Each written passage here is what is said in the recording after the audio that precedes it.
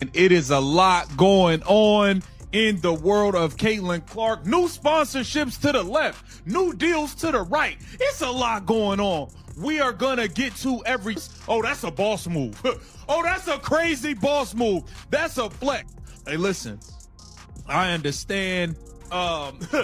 You got Nike deals. You got freaking PGA Golf Tour, Live Golf Tour. You got hockey sponsor. I know you got a lot going on, but to turn down 15 M's. All right, this is insane, folks. The WNBA just imploded. Picture this. The league's biggest star, Caitlin Clark, stares the commissioner straight in the eye, gets handed a record-shattering $50 million offer, and casually slides it back across the table with a shrug. No thanks, I'm good. Can you even imagine? That's like tossing away a golden ticket in front of the entire world. The reaction? Absolute chaos. Fans are in shock. Haters are losing their minds, and somewhere out there the commissioner probably needs to book an emergency therapy session. This isn't just news, it's pure mayhem. And the wildest part? Nobody saw it coming. Woo! After it started at 5. Right. But the official final offer was... Before Clark, the biggest contracts athletes celebrated barely touched $15 million, and those were often stretched out over an entire decade. Must be making some good dough, and I just think that it was more like a a league thing. She didn't want to be anything. Yeah, she had to give the WNBA. Yeah, and I'm sure many offers came to her, especially after I think we helped her. Yeah, make more money with some more money. If anything, you got a name like Ice Cube offering you $15 million on publicly, man. You got all that. That's all you need. That's all you need for the other 5 and the other 5 and the other 5 to come. And this is where things go completely off the rails. Reality TV producers would kill for the kind of drama the WNBA just served up. Picture it, the commissioner, grinning ear to ear, slides Caitlin Clark a record-breaking $50 million contract, confetti cannons practically locked and loaded, expecting tears, cheers, and fireworks. Instead, Clark shrugs and drops the bomb. Huge offer, but no thanks. In that instant, the fuse was lit. The league didn't just react, it went nuclear. Fans are still reeling. Haters are in meltdown mode. And the whole spectacle feels less like professional sports and more like a toddler throwing a fit in Walmart because the toy aisle is closed. Rivaled. If y'all thought a few million and some equity was going to get her to show up and play in your league, you got another thing coming. I said it. If Unrivaled want Caitlin Clark, y'all, a minimum of $10 million plus like 50% ownership of the whole league. That's where we start. That's the starting negotiation point. I might have undersold her, y'all. I might have undersold Caitlin Clark. Look at... To really grasp why Caitlin Clark's rejection rocked the internet, you have to rewind to her meteoric rise. Clark isn't just a basketball player. She's a walking cheat code. Back in college, she was casually draining threes from what looked like the parking lot, leaving defenders frozen like confused background extras. Fans didn't just attend her games, they stormed arenas, begging for tickets just to witness the spectacle. Clark wasn't simply a rising star. She was a full-blown phenomenon, undeniable and unstoppable. League is on welfare, okay? If they weren't on welfare, then the league would fold and there would be no women's basketball. And that is basically what has been revealed in this bombshell report about the WNBA being on track to lose roughly $50 million this year. $50 million, which is significantly more than the WNBA had been losing on a yearly basis in the past. Now, again, this is a little bit surprising because of the explosion in popularity of the WNBA due to Caitlin Clark, okay? But once we get into the details, it's not really all that surprising. But at the same time, reports like this kind of drive home the point that reasonable people have been trying to make about... Caitlin Clark wasn't just a rookie. She was an economy all by herself. The moment she stepped onto a WNBA court, everything changed. Merchandise sales exploded. Ticket prices skyrocketed. Arenas started looking less like basketball venues and more like Taylor Swift concerts, minus the friendship bracelets. Of course, .fo when the league moved to lock her down. It made sense. They threw a jaw-dropping $50 million offer her way, an amount the WNBA had never even whispered about before. For context, most players before Clark were scraping by on salaries so small they couldn't even cover an NBA rookie sneaker budget. In one move, Caitlin Clark didn't just join the game, she rewrote its rules entirely. Recent report dropped that the Big Three reportedly offered Caitlin Clark 15 M's for 10 games, but she declined. Crazy. Her endorsement deals must be pretty decent for her to willingly turn that down, because we know her WNBA salary is nothing to brag about. But for her to do that, I guess I look at it like this. If she were to have accepted that before she even stepped foot on a WNBA court, I could only imagine how they would have treated her. I don't even think she would have made it through half the season. She would have had a season-ending. This deal was never just about money. It was the WNBA's desperate public love letter. The message was clear. Please don't leave us, Caitlin. You mean more to this league than oxygen itself. But her answer? A flat-out refusal, nuclear in scale. This wasn't just no. This was the kind of rejection that makes the person on the other side reevaluate every choice that led them to this moment. Picture it. The commissioner spends months crafting the perfect proposal. The cameras are rolling. The audience is bracing for confetti and fireworks. And instead, Clark shuts it down in front of everyone. Here's the twist. Clark doesn't need it. With powerhouse deals from Nike, Gatorade, State Farm, and more, she's already sitting at a table stacked with offers worth twice that $50 million. The truth is, it pays more to flash a smile in commercials and casually drain logo threes than to cash a league paycheck. The WNBA thought they were offering her a once-in-a-lifetime opportunity. But Caitlin Clark knows her worth. She's not just a player anymore. She's the main attraction, the reason casual fans even tune in at all. And she declined it.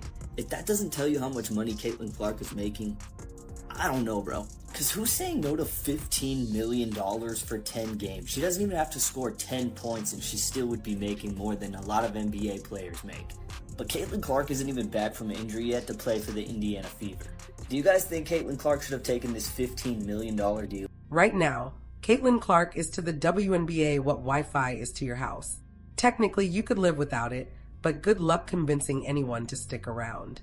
So when she turned down that $50 million offer, the fallout was instant. Fans split right down the middle, some calling her reckless, others hailing her as a genius. Sports media treated it like a royal scandal mixed with a Wall Street crash. Headlines screamed, "Is Caitlin Clark destroying the WNBA?" And honestly, the league probably asked itself the same question.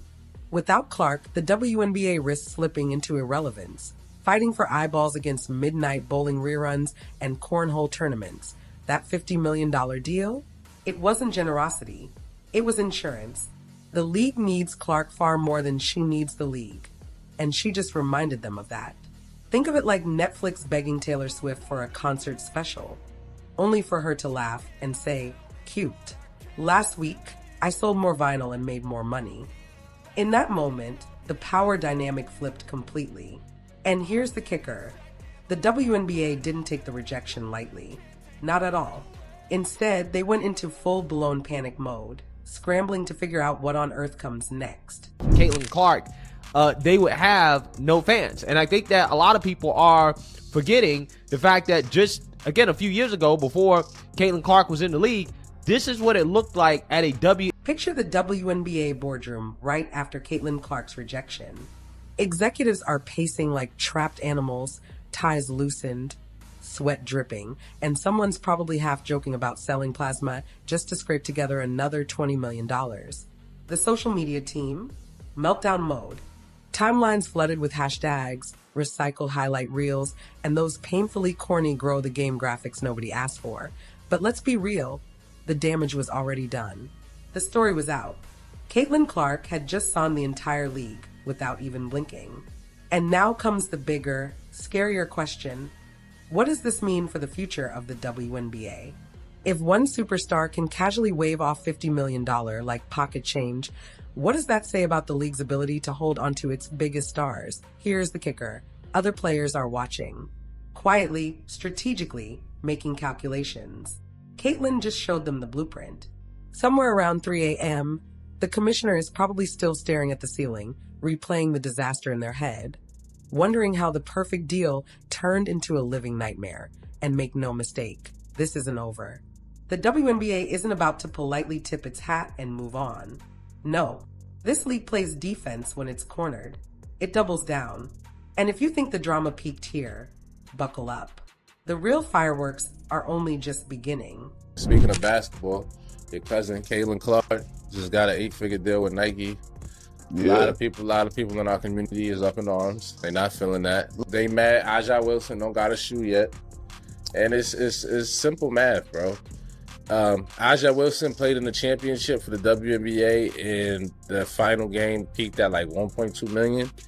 Caitlin Clark played in the Final Four, and the game before the championship game peaked at 17 million viewers. Caitlin Clark is gonna come to the WNBA and Let's be clear, this wasn't just a rejection. This was public humiliation on the grandest stage possible. Imagine throwing the perfect surprise party. You book Beyonce, rent out a stadium, and hire Michelin star caterers, only for the guest of honor to ghost the whole thing. That's the exact pit-in-your-stomach feeling the commissioner must have had, except millions of people were watching it unfold live. The league's first response? Pure denial. Suddenly, anonymous insiders popped up claiming Caitlyn hadn't really turned the deal down. No, it was still under discussion. Just complicated. Translation. The WNBA was sprinting to cover its embarrassment faster than a teenager frantically clearing their browser history before mom walks in. But then came the anger. Not just emotional anger, calculated anger. Caitlyn wasn't playing checkers. She was out here playing full-on Grandmaster chess. Meanwhile, the internet grabbed the popcorn and turned the meltdown into meme gold. Clips of the commissioner sweating through press appearances were captioned, "When you realize your whole league depends on a 22-year-old." Fake WNBA ads started circulating. "Please, Caitlyn, we'll even throw in free snacks for life." It was brutal. It was hilarious.